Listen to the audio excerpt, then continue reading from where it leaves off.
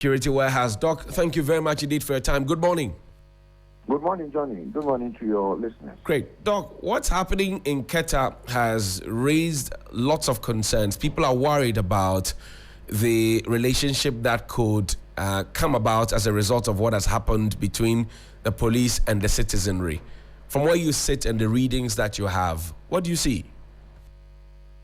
Well, what I see is some level of an act of professional behavior on some of these are police officers. And I say so because per their training, they are supposed to be as rigorous as possible. Per their training, they are taught that citizens' liberty is so paramount, comes next to, what do you call it, the point where you cannot compare it to anything. People's liberty, their rights to free movement, their rights to do things, and their rights to be citizens of this country. And so these things, when they come across, I always say, and anytime I have the opportunity to speak to officers in uniform, that's notwithstanding, you could be a police officer, military, or whatever. Right. I tell you that, you know, you become a civilian before you become a uniform officer. And if you don't die, if you don't resign, and if you don't get dismissed, what is going to happen is that you will also become a civilian one day before you die, because you will retire. And they will use the same whip to whip you that you were using to whip those who were not in uniform. And I tell you, I've had a former security, police officers, military officers, who sometimes will call me and complain that somebody, they got intimidated by their own colleagues in uniform because of the land or because of some disputes.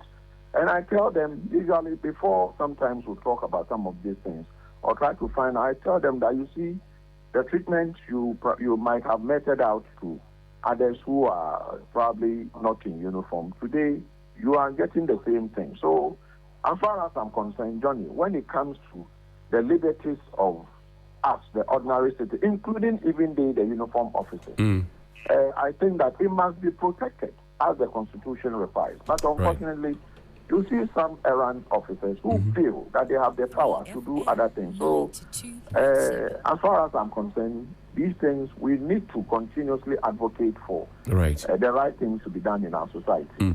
Doc, I'll ask you that other question. There's a press conference to hold this morning. We understand that this unfortunate incident of Maya, we now know, happened on Wednesday in the previous week.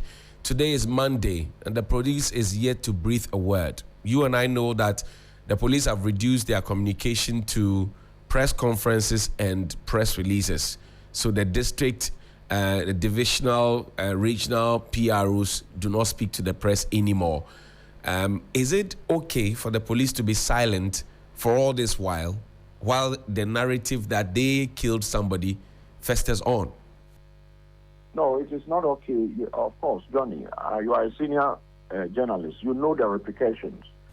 When it is better to let the people know the truth. It's better to speak, to calm nerves, to calm tension, to let people know that we are doing something about an issue than to leave it and not do anything. And before you see massing up begins, before you see burning of ties begin, before you see, and the voter region, to be specific, has had its own fair share of some of these things. And so as far as I'm concerned, I think it will be good to hear from the side of the police. What they are doing is so important to know what is going on, because we don't want, at the moment, one person is dead. We don't want a situation where it turns out to be, macho kaka, where somebody dies, and the next thing we don't treat it as urgent as possible.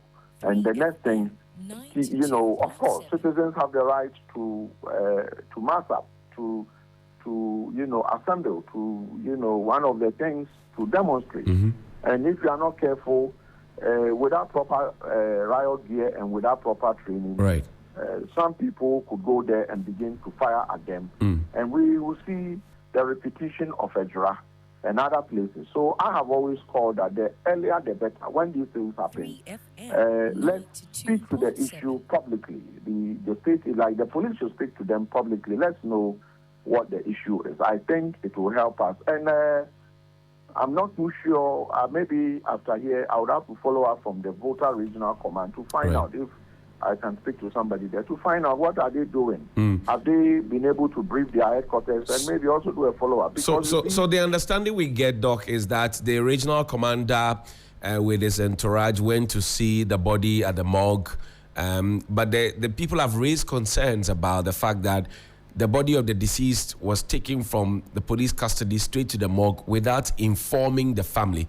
And that's where their troubles and disagreements with the police begin, because they insist that their relative was beaten to death, whereas the police narrative also says that he was taking his bath in the cell and then fell down and died.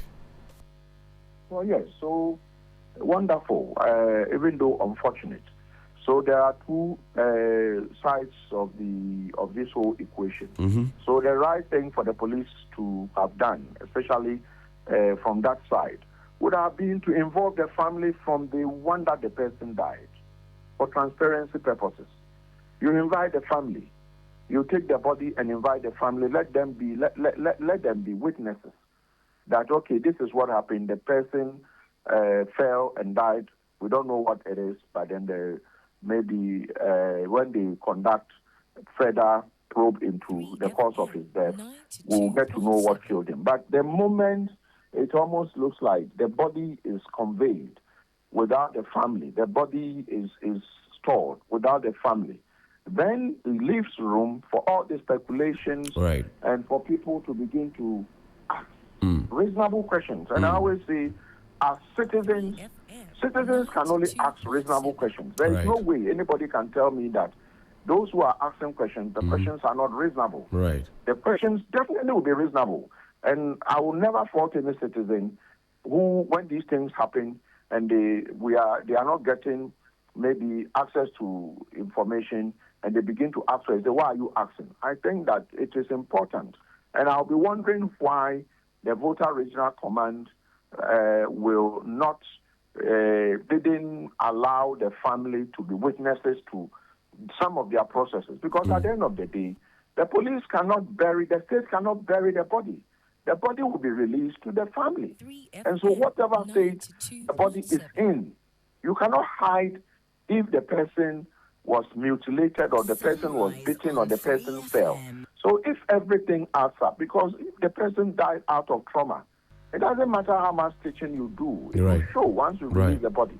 And that time, Johnny, that is when you begin to see a lot of people, because anger would have built up so much that it becomes difficult to deal with. So I would say that respectfully, they should deal with this thing, because we are having too many issues. Look at Kaswa, look at other things. So I think that the time is not good for us, and they should deal with it as soon as possible. But I will ask questions. If I get anything, I'll let you know. Thank you. Dr. Adam Bonaa, he is with Security Warehouse, he's a security analyst. He joins us with his thoughts here, and quite an interesting conversation we're having, because people are bringing different perspectives into it, Helen. Well, somebody sends me a message that says, well, this guy who works with police TV telling us that the police is not doing the right thing is serious. And then he comes back to say, well, Thursday arrests are like a regular thing because the following day is Friday, and you know what that means. Bail becomes difficult for you, means that you spend your weekend behind bars. And then another person listening says, a lot of people are not reporting robbery to police anymore because they won't do anything about it. The only reason people report theft and armed robbery is because of the police report to the administration so that they can have the statistics. Meanwhile, the police have become a major revenue generation business by the, every day hundreds of people queue at the Nima police station just to have a police report. So it's for visa and travel purposes. But we all do know that there have been people who have been given clearance who do not deserve to be given clearance. But as we say, we live in a country called Ghana, and it be Ghana we day. No be so? Be so. We'll see you after the break. so cool. Ready. Set. Go! Calling all vendors, parents, guardians, expectant mothers and fathers. The 3FM Baby Fair is back. 3FM 92.7 presents the 3FM Baby Fair 2024. Your one-stop shop for all childcare products, clothes, toys and child development products for 3 exciting days on Friday the 14th, Saturday the 15th and Sunday the 16th of June 2024 at the Marina Mall Airport City, Accra. Are you a vendor or dealer in children products or services, children educational materials or anything related to children of all ages? Then you need to be at the 92.7 3FM Baby Fair. To be a part of the fair and exhibit your product and services, please call 0531 100 927 and 0532 200 927 right now. Parents, make it a family affair at the 3FM Baby Fair with fun photo booths for family shoots, kids arena for the kids to have fun, and so much excitement. 3FM Baby Fair on the 14th June, 15th June, and 16th June 2024 at Marina Mall Airport City, Accra. 3FM Baby Fair is powered by 3FM, supported by TV3 and Marina Mall. 3FM 92.7, your urban lifestyle radio. 3FM Baby Fair is proudly sponsored by the First Bank Ghana, Cousins Baby, and Fidelity Bank.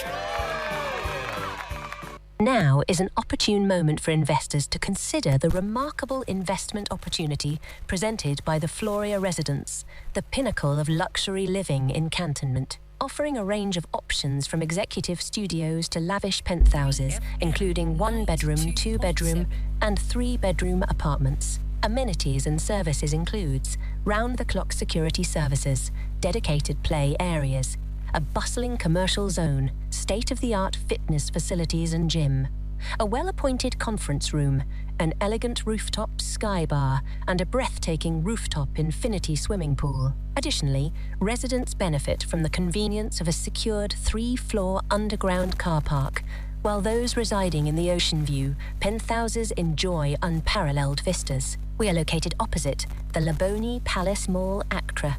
Contact us on 0595 700008. Why do you allow cough, cold, and flu to ruin your happiness? You need Samalin cough syrup. Samalin cough syrup will relieve you and your family from coughs, cold, and flu. Samalin offers a whole range that provides relief for the entire family. Insist on your Samalin in pharmacy